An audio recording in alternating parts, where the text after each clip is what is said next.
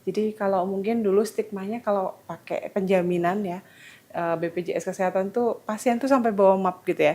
Dokumennya macam-macam karena fotokopi mungkin harus berapa kali. Sudah lama sekali bahwa syarat administrasi fotokopi itu dihilangkan. Tidak membatasi hari rawat. Artinya pasien dirawat di vaskes tingkat lanjutan itu sesuai indikasi medis.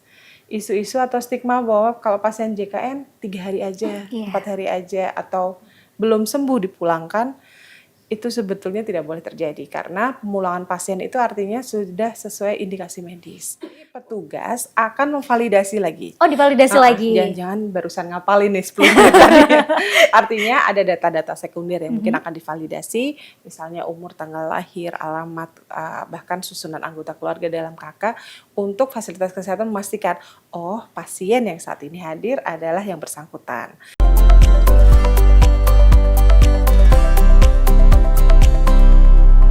Halo Tribuners, bagaimana kabar Anda hari ini? Senang sekali saya Elin bisa membersamai Anda dalam program Tribun Topik. Seperti biasa di Tribun Topik kita akan mengulik topik-topik yang menarik, dan pada kesempatan ini kita bakal ngebahas terkait kolaborasi BPJS 1 dengan PIPP dan untuk memastikan janji layanan terimplementasi.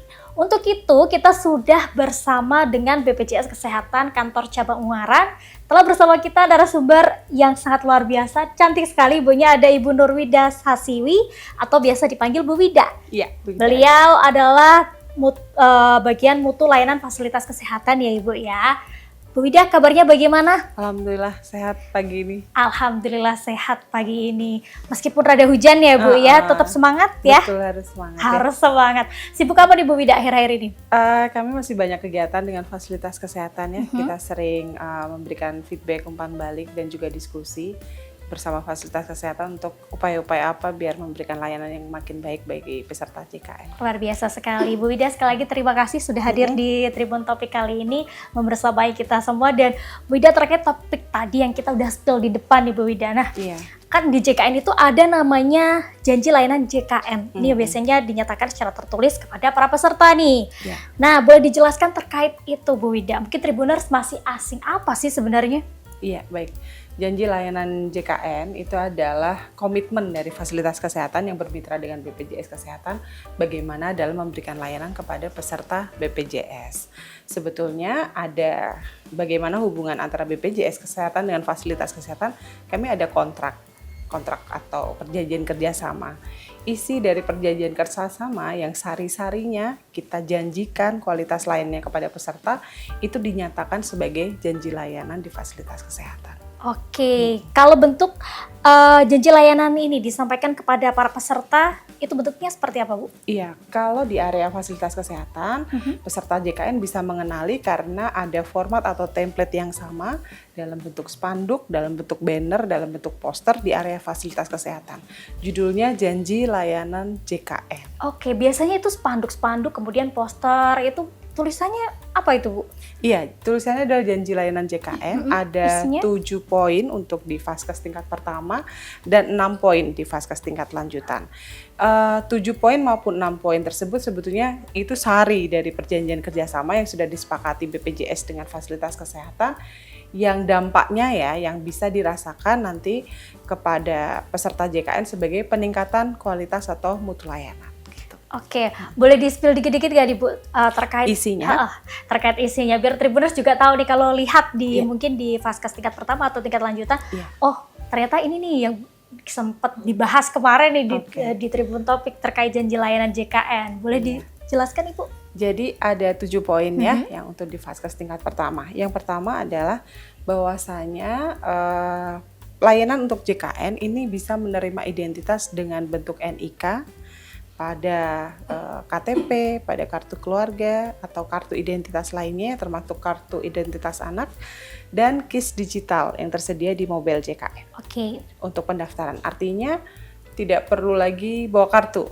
Pun misalnya sedang tidak membawa kartu dan ingin akses layanan di FKTP bisa dengan menunjukkan data dari NIK tadi. Itu poin pertama.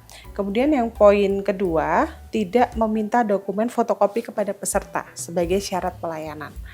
Jadi kalau mungkin dulu stigmanya kalau pakai penjaminan ya, BPJS Kesehatan tuh pasien tuh sampai bawa map gitu ya. Dokumennya macam-macam karena fotokopi mungkin harus berapa kali. Sudah lama sekali bahwa syarat administrasi fotokopi itu dihilangkan, dan agar gitu ya, agar peserta juga yakin tahu, Vaskesnya juga melaksanakan kebijakan ini, maka ditulis sebagai bentuk poin di janji layanan. Kemudian yang ketiga, memberikan pelayanan tanpa meminta tambahan biaya. Karena ada sistem pembayaran kapitasi yang sudah disepakati BPJS dengan Vaskes, maka baik layanan kepada peserta terdaftar ataupun pada peserta yang tidak terdaftar pada kondisi tertentu, itu sudah tercakup dari pembiayaan yang diberikan BPJS.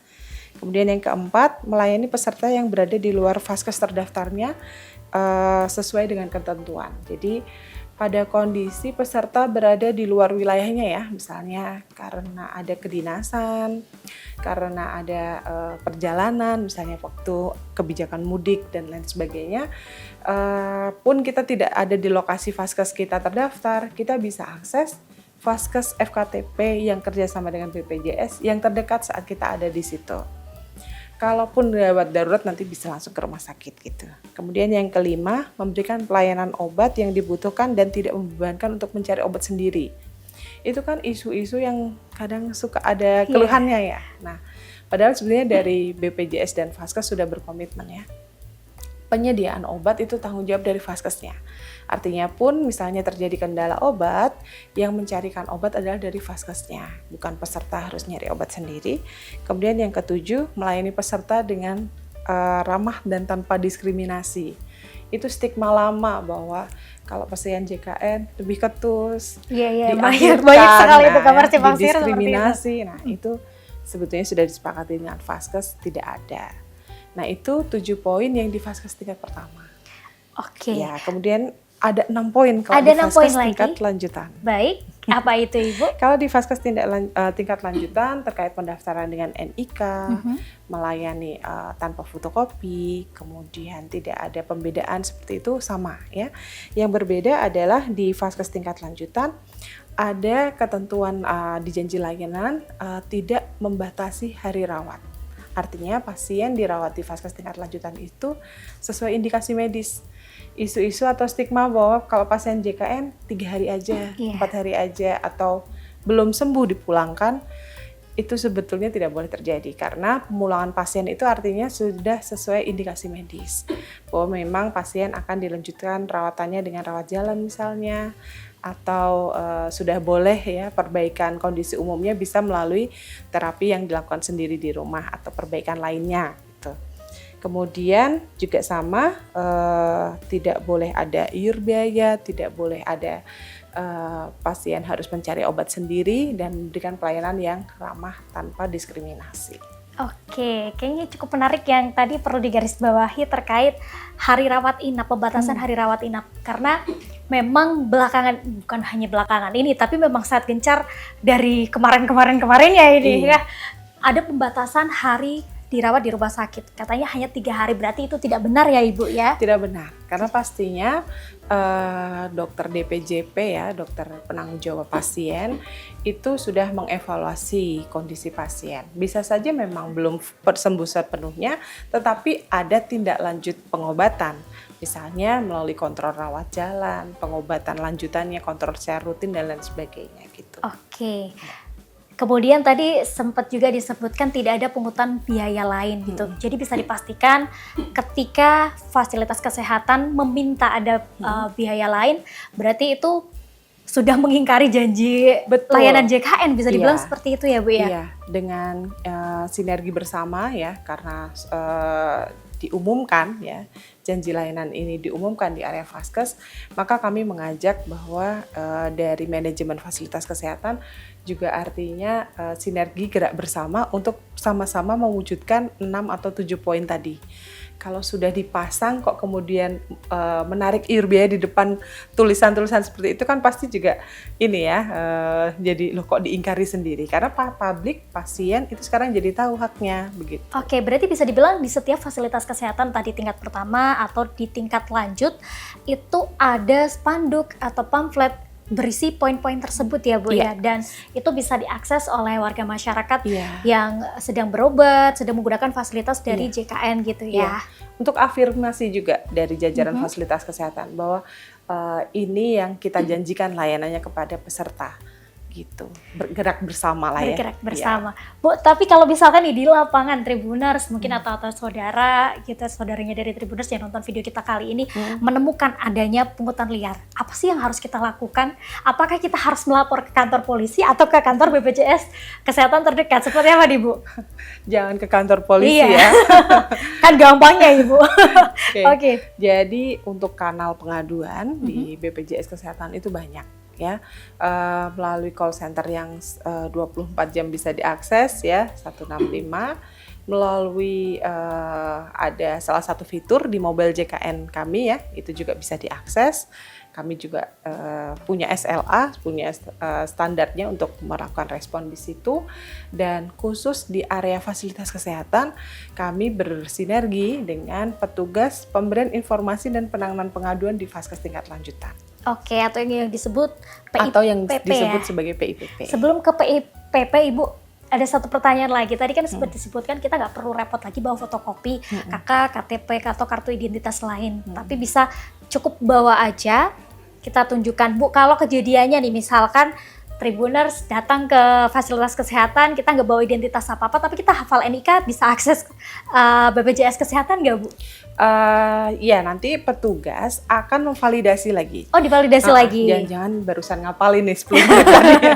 Artinya ada data-data sekunder yang mungkin akan divalidasi, misalnya umur, tanggal lahir, alamat, bahkan susunan anggota keluarga dalam KK, untuk fasilitas kesehatan memastikan, oh pasien yang saat ini hadir adalah yang bersangkutan. Kemudian kami juga ada metode validasi secara langsung pakai biometrik, pakai wajah, face recognition, ataupun sidik jari. Nah, jadi semua pasien JKN saat ini untuk mendapatkan jaminan di Vaskes tingkat lanjutan itu melakukan validasi biometrik tadi dari sidik jarinya atau dari wajahnya. Artinya kami memvalidasi, oh benar nggak ya yang datang saat ini memang pasien yang bersangkutan memiliki NIK atau kartu JKN yang bisa dijamin BPJS. Oke, berarti ketika genting mungkin kartu identitas ketinggalan tapi kita masih hafal NIK, masih bisa akses nanti kesehatan. Bisa divalidasi dengan data-data sekunder yang lain plus jempolnya nggak ketinggalan. Jangan lupa, wajahnya masih dipakai. Oke, Bu, kalau terkait tadi PIPP nih Bu, mungkin Tribuners masih asing, boleh dikasih tahu nih Tribuners lebih lengkapnya PIPP itu apa sih sebenarnya? Ya, jadi sebetulnya sebagai badan layanan publik, baik BPJS Kesehatan maupun fasilitas kesehatan harus menyediakan ada loketnya untuk pelayanan informasi, penanganan pengaduan, ada personnya atau orangnya atau petugasnya sebagai petugas pemberian informasi dan penanganan pengaduan. Kalau di sisi BPJS kami ada yang namanya BPJS 1, petugas yang memberikan informasi dan penanganan pengaduan di Vaskes tingkat lanjutan. Kalau di fasilitas kesehatan kami bersepakat bahwa di Vaskes tingkat lanjutan juga tersedia petugas PIPP-nya Vaskes tingkat lanjutan. Nah, mereka yang bertanggung jawab untuk sebagai kontak person gitu ya. Kalau ada keluhan yang masuk di kanalnya BPJS, misalnya dari mobile JKN, dari telepon yang datang ke kantor, yang telepon 165 misalnya ya, yang mengeluhkan layanan di fasilitas kesehatan, kita koordinasikan BPJS 1 dengan PIPP-nya Vaskes. Atau PIPP Vaskes tadi ini yang standby di loket pemberian informasi dan penanganan pengaduan di Vaskes sesuai hari kerja, jam kerja. Nah, atau bisa dihubungi karena nomornya tertera gitu ya di poster-poster di area Vaskes, bisa dihubungi kalau misalnya peserta butuh layanan informasi saat berada di area fasilitas kesehatan. Oke, berarti cuma bedanya dari BPJS 1 sama PIPP itu, kalau BPJS 1 dari sisinya BPJS, sisi BPJS Kesehatan, kalau PIPP dari petugasnya Vaskes. Oke, baik. Nah, kalau tugasnya dari BPJS 1 sendiri, Bu, secara detail tuh ngapain aja sih? Apakah hanya menerima aduan-aduan saja atau seperti apa nih, Bu? Iya, kami berkolaborasi dengan petugas PIPP untuk membantu kemudahan administrasi layanan di fasilitas kesehatan.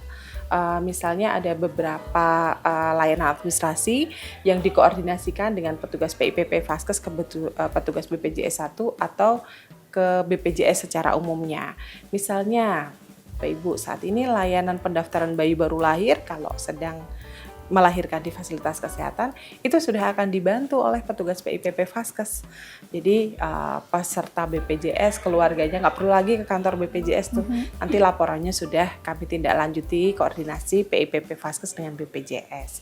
Atau layanan administrasi lain.